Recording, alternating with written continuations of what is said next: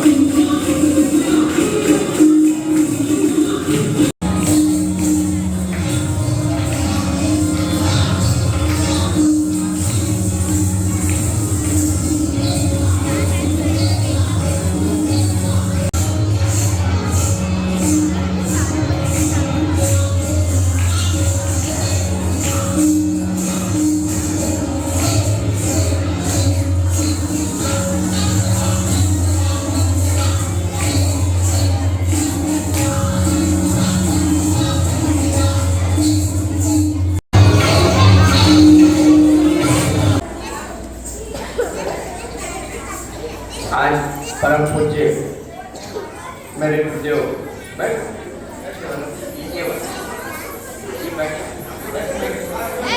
आज परम पूज्य मेरे गुरुदेव पंडित कृष्ण महाराज का जन्मोत्सव है। इस उपलक्ष्य में आप सबके समक्ष हमारे कलाकारों ने द्वारा पुष्पांजलि पुष्प अर्पण नृत्य के माध्यम से अर्पण अपने दादा गुरु को किए। आप सभी महानुभावों को बहुत बहुत धन्यवाद देता हूँ। इस कार्यक्रम की बहुत अच्छी एक उपलब्धि है। इस वाले कार्यक्रम में माँ और बेटी दोनों पहले बार प्रस्तुतिकरण में आए हैं और अच्छी बात यह है कि लोग मेडिकल से जुड़े। यहाँ मेडिकल कॉलेज है, वहाँ की ICU इंचार्ज है, बहुत अच्छे पोस्ट में है। तो और संयोग से दोनों का नाम भावना है।